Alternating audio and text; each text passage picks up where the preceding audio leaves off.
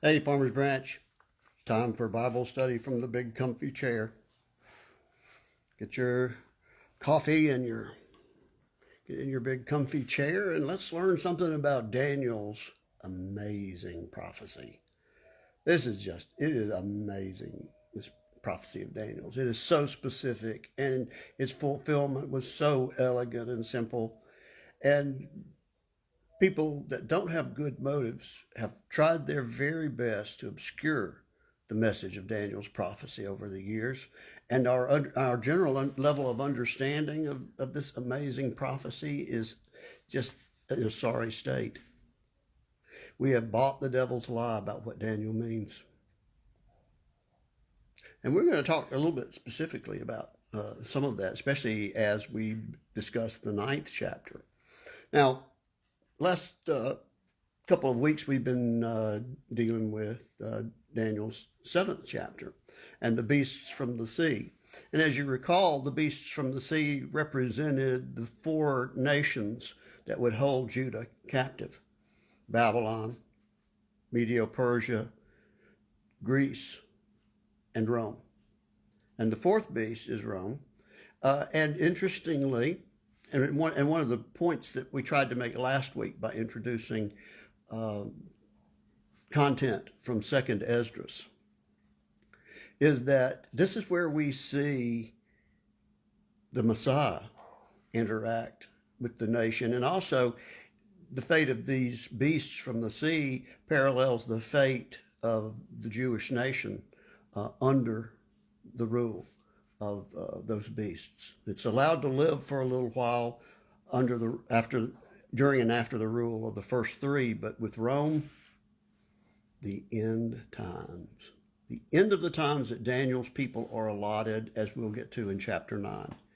And this Daniel's prophecy is all about the people of Daniel and the events of the coming of the Messiah that surround the coming of the Messiah, both leading up to it and after his rejection. Amazing. But, we've been told that it's about some future antichrist, secular antichrist of Jesuit description. Well, we'll look at that a little more carefully when we get to the 9th chapter. But tonight, our lesson is really fairly straightforward. It's important in wrapping up the 7th chapter that we understand that both Daniel's prophecy as well as Ezra's prophecy and the apocalyptic portions of Ezra's prophecy speak to the 4th beast and how that beast is the one that's associated with the coming of the Messiah. It would be during the domination of Judah by Rome that the Messiah would be revealed, who the Ancient of Days had been holding for that special time to reveal. And we find that people are confused because they think that it's in terms of one Antichrist and one particular type of Antichrist of Father Francisco Ribera in the 16th century. In the 1500s, he is the one that made up the character that most people consider to be a description of the Antichrist. And he's way off base. But we talk about events that are described elsewhere as being during the Maccabean revolt and the history leading up to that. We see events that are the judgment of the nation that rejected its God. And we see the destruction, the desolations are decreed until it's over. So, why don't we read our text?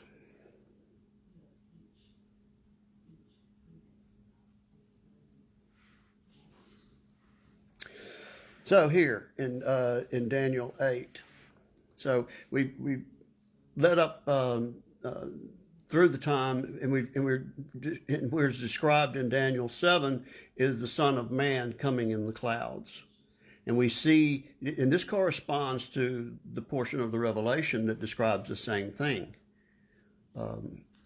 where Jesus is coming in judgment. It is a parousia, it's a personal royal appearance by Jesus, but it's not what we commonly think of as a rapture. Not this particular one. This is he comes in the clouds in judgment at the time that Jerusalem is destroyed in 70 A.D. And then in the 14th chapter of the Revelation, shortly behind him is another angel with a sickle in his hands, and it describes those bloody events of the fall of Betar and the ending of the false Messiah, the Antichrist Bar Kokhba, the ending of his life and his reign and the destruction of the Jewish nation. Bar Kokhba, as you may remember from our previous lessons on that, he is the one that Jesus is talking about when he says, another will come in his own name, him you will accept. Tragically. And that's now, I just want to throw this in before we get started on the text, that, John speaks, he says, many antichrists have come. And so we're not looking to Daniel to describe a singular individual. In fact, there are at least two antichrist type figures described in Daniel. One is clearly Bar Kokhba. The other is clearly a Greek king by the name of Antiochus Epiphanes.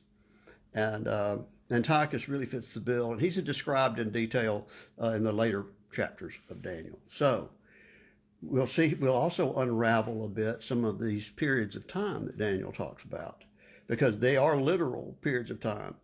They're not highly figurative. They turn out to describe literal periods of time during the historical events that Daniel is prophesying toward. Now, Daniel's prophecy was written before any of those things happened. So it is amazing in its specificity, and it's amazing in its accuracy. So,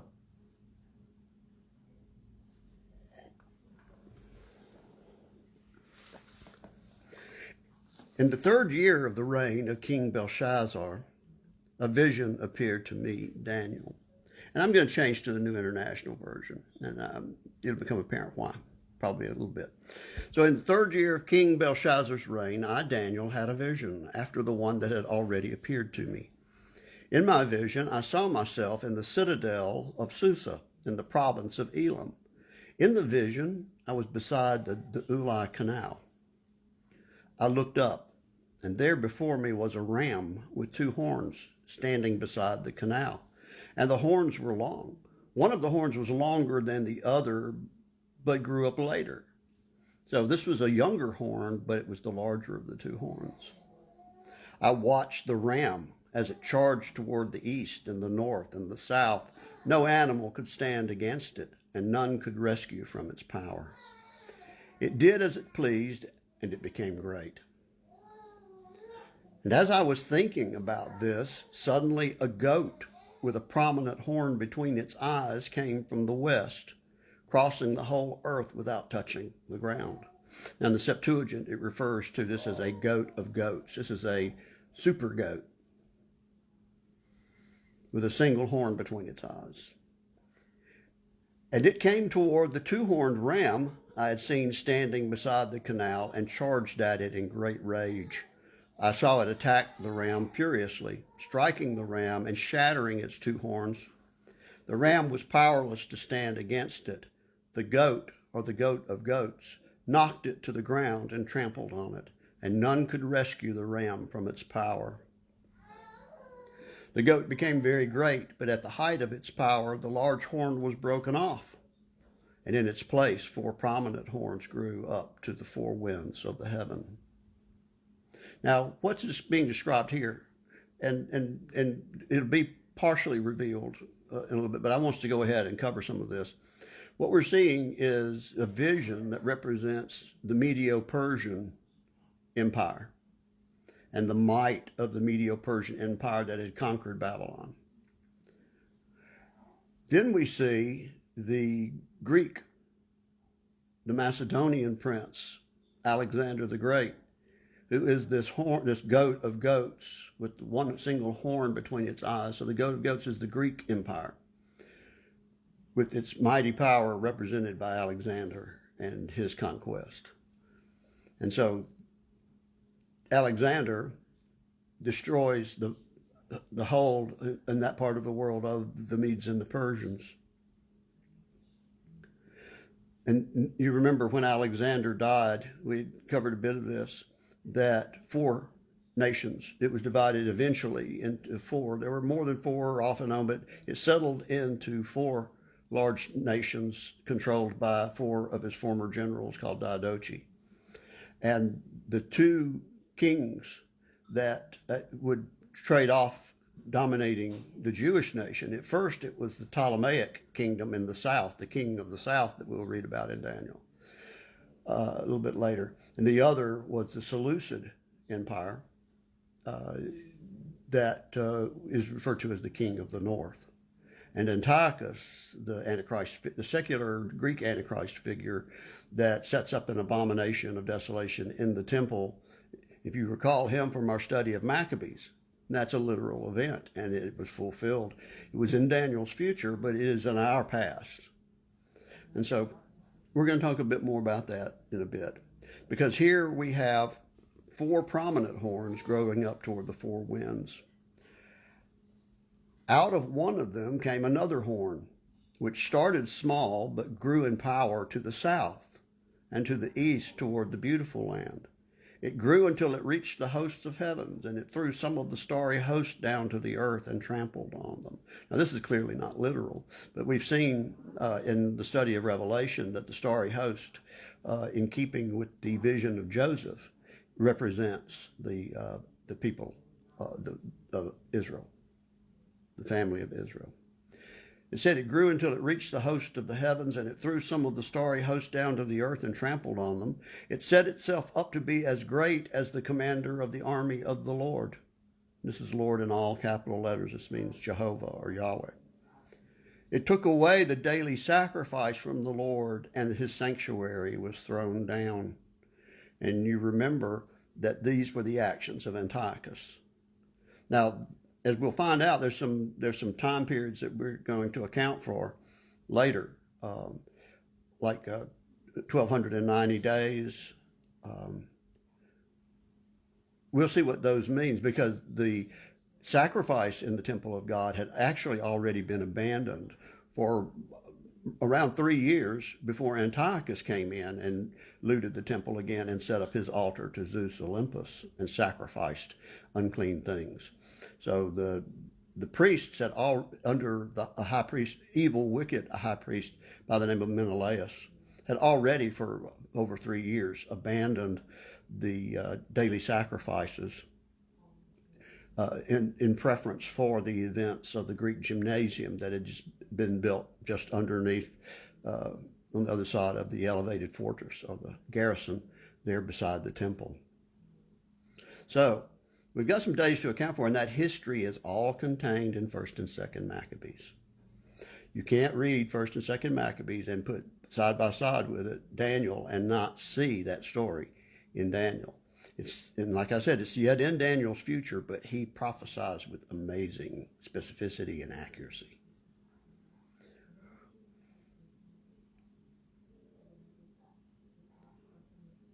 So because of rebellion, and we know that during this time, which is the time that's spoken in apocalyptic terms in the Revelation as the story of the two witnesses, because of rebellion, the Lord's people and the daily sacrifice were given over to it. It prospered in everything it did, and truth was thrown to the ground. In the Revelation, it says that the two witnesses, the law and the prophet, lay figuratively dead in the streets of the city that is called Sodom in Egypt by the prophets. Well, this was a terrible time in the history of the Jewish nation. This was a time when they were not only dominated by the Greeks, but their own leaders embraced the culture of the Greeks and neglected the temple and the sacrifices of God and clung to everything Greek. They started dressing like Greeks. They started wearing the hats of the Greeks. They started attending the gymnasium for the wrestling matches and the discus throw and the other events of the gymnasium. And by gymnasium, in Greek, that means a place of nakedness, because Greeks like to exercise in the buff. And apparently the priests and the Levites that served the temple liked to watch. So They abandoned the sacrifices. And so that's the setting in which Antiochus comes in. So Antiochus is not just the big evil Antichrist here that's oppressing the people of God. He went in and raided, if you'll read in Maccabees, he went in and raided an already largely abandoned temple, whose evil high priest had neglected the daily sacrifices for some time.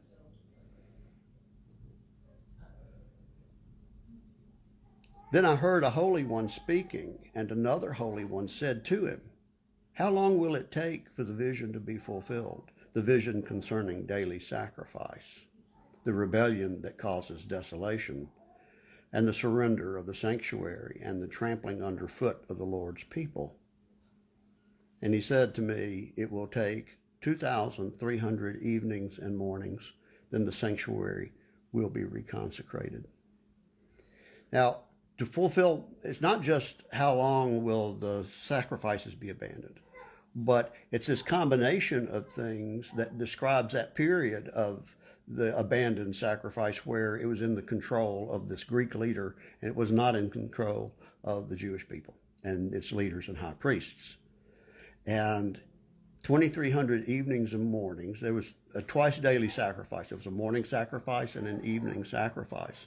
So this describes 1,150 days, which just happens to be the time from when Antiochus took over the temple and Judas Maccabeus and his fierce, brave fighters took it back and reconsecrated the temple.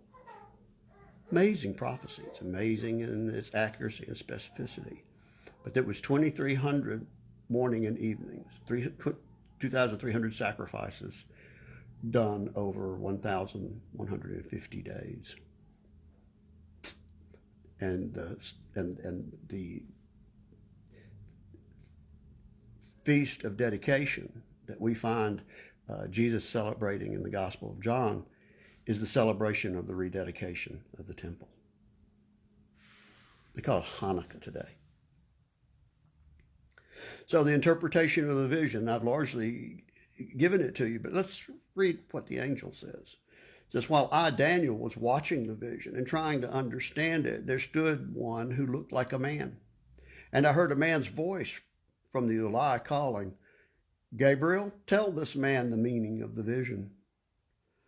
As he came near the place where I was standing, I was terrified and fell prostrate. 'Son of man,' he said to me." And here is Daniel's title, is Son of Man, but that's B'nai Adam. That is essentially the Hebrew rendering for human being.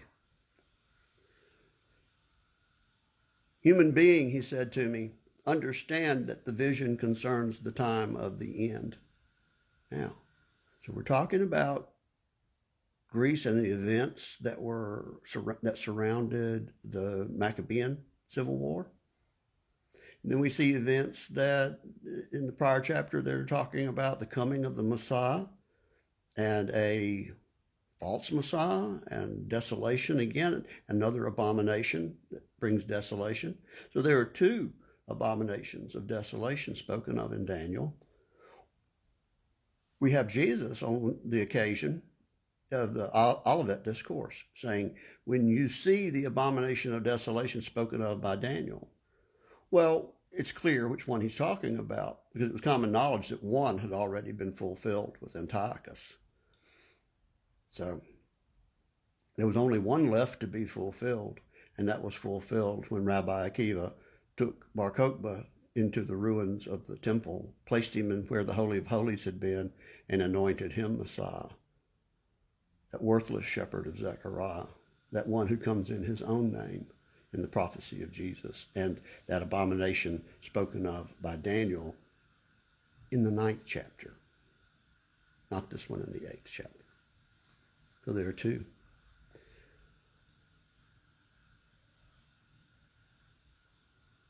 So he said to me, "Understand that the vision concerns the time of the end, not the time of the end that yet awaits us, but the time of the end of the allotted time to Daniel's people. And we'll see that in the next chapter, that length of time of 490 years that was allotted to his people and the events leading up to that end and the nature of that end.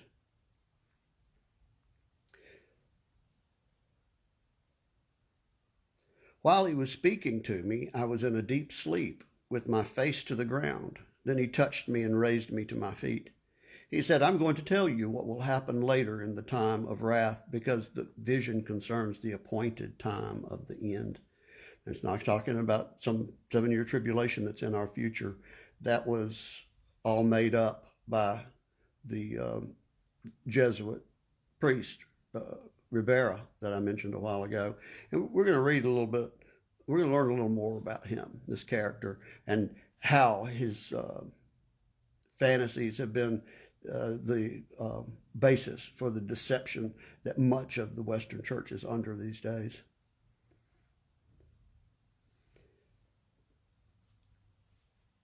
The two-horned, and so these are events that will happen in approaching the appointed time of the end of the period allotted to Daniel's people, not the end of the world, and not the end of this age even.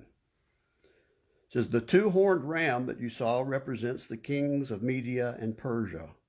The shaggy goat is the king of Greece, and the large horn between its eyes is the first king, Alexander the Great.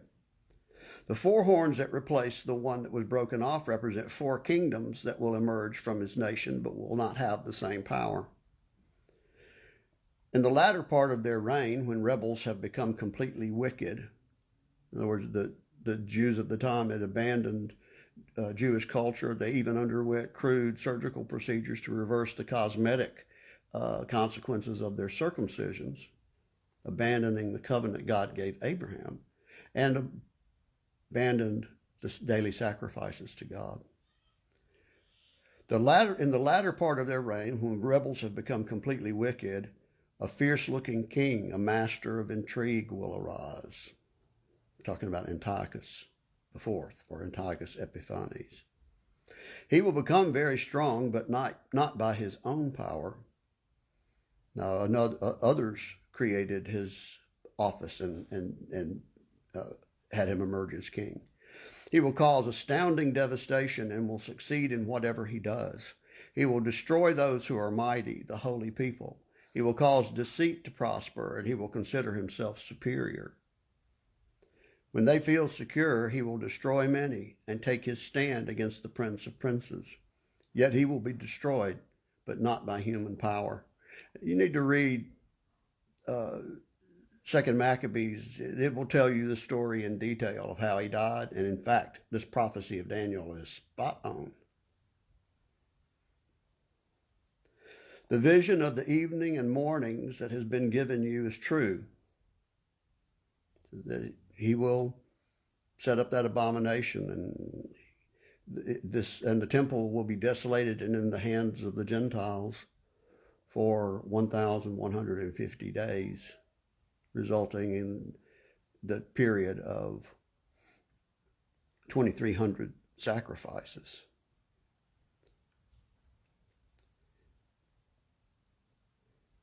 But seal up the vision, for it concerns the distant future. So it's in Daniel's distant future. It's not going to happen immediately. It's going to be some 300 years before these events begin to happen. I, Daniel, was worn out. I lay exhausted for several days. Then I got up and went about the king's business. I was appalled by the vision. It was beyond understanding. It's got to be a very distressing vision for Daniel, because all of these terrible things befall his people and the temple of his God, all in judgment of a spiritual rebellion. Now, let's talk a little bit about Left Behind. Where did all that nonsense come from? Where do we get the idea of variously a 3.5 to 7 year tribulation period at the end of the world, and a rapture of the church that is just unrecognizable from Scripture. I'm not saying there's not a rapture. Jesus comes like a thief. There's a harpazo. There's a taking back of what is his. But as it's described in popular books and movies, which, by the way, are a multi-billion-dollar business, is just completely unrecognizable from Scripture. So where did this come from? There was no inkling of any of this until the 16th century. Why did Father Ribera, who was ethnically Jewish and a convert to Catholicism and a Jesuit, there's a lot of question as to whether he was an entirely sincere convert to Catholicism, Roman Catholicism, but he was nominally. And there's a term for that that refer to him as a crypto Jew, and many of the Jesuits as crypto Jews. Now, that's not a derogatory term. A crypto Jew is one that converts from his Jewish religion under threat of exile or death. Pretty good motivation to say you're converting, and that many of them were a little less than sincere about that conversion, but took on the appearance of a convert. And that's what is meant by a crypto Jew, that secretly would still hold to their Jewish religion, even as persecuted into becoming confessing Christians. Now, Ribera, and my screen is cycled off here, so I'm going to have to put my password back in.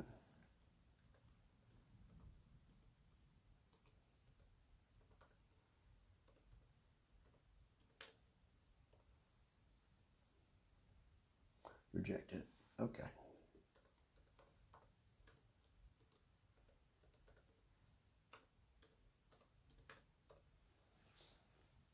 Because there were, in 1585, when Ribera wrote his work, the Protestant Reformation was really making good progress in describing the Pope of that time as the Antichrist. And it's pretty low-hanging fruit, in my opinion. I mean, after all, they claim the title Vicarius Christi, or the Vicar of Christ, which means in the place of Christ. And when you translate in the place of Christ into Greek, it is Antichristo.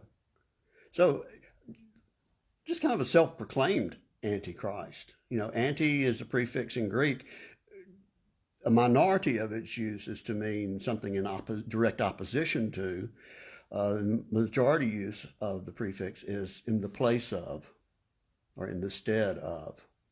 Remember, we talked about Solomon as an Antichrist. David was promised that his descendant would sit on his throne and would complete his temple, speaking of Christ. But instead of Christ, David placed that onto Solomon, with disastrous consequences for both Solomon and the nation. The temple as Antichrist, and a number of things as Antichrist in light of either being in opposition to, but also being in the place of or substituted for Christ. And that can qualify a lot of things as Antichrist. Well, what's your Antichrist? What have you substituted for Jesus? I hope nothing. But now see if you recognize these things, because I've got a list here of some of the features of this substitute Antichrist to take the heat off of the Pope of the time, and see if you recognize him from other sources. I'm very sure you've probably never read Ribera's work, but you've seen things by people who have. The Antichrist in Ribera's work, 500-page book. This Antichrist of Ribera's will persecute and blaspheme the saints of God. That was going to show up in the last of the last days, too. Yeah, persecute and blaspheme the saints of God. Rebuild the temple in Jerusalem. You've heard that one. I know you've heard that one. abolish the Christian religion, deny Jesus Christ, destroy Rome, be received by the Jews, pretend to be God, kill the two witnesses, and conquer the world. And to accomplish this, Ribera understood the 1,260 days and the 42 months and three times and half a time prophecies in the Revelation a lot differently than I understand them. Now, why is that important? What harm has the current left behind type rapture fantasy done to the church? Well, for one thing, it's made us the object of ridicule in the eyes of people that actually read their Bibles. But beyond that, it has given us an escapist mentality. Rather than attend to the work we have that's at hand and our responsibility to usher in and be a part of the kingdom of Christ on earth and to reign and rule with him on earth for 1,000 years, we've just been looking to escape while the world burns. We're looking to abandon our responsibilities. We're looking to escape discomfort rather than persevere and rise above it.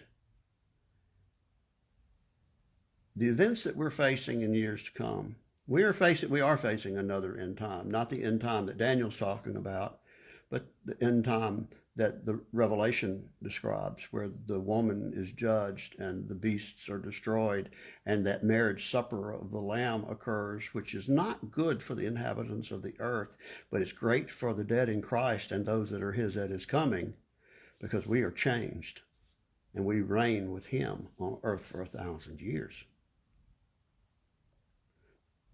That end time awaits us. And the events leading up to that are going to be perilous, like the other two end times before this one. The first one ended in the flood of Noah, and he didn't rapture Noah and his family out of the world, but he allowed them to rise above it in a little wooden boat. The next end time comes after the rejection of their Messiah. And if you've ever read Josephus' description of the siege of Jerusalem, if you haven't, you should. If you can do it without crying, I'd like to know it. It's awful. They're horrible, terrible times, but the people of God rose above it. And 144,000 in those perilous times were sealed with the seal of God.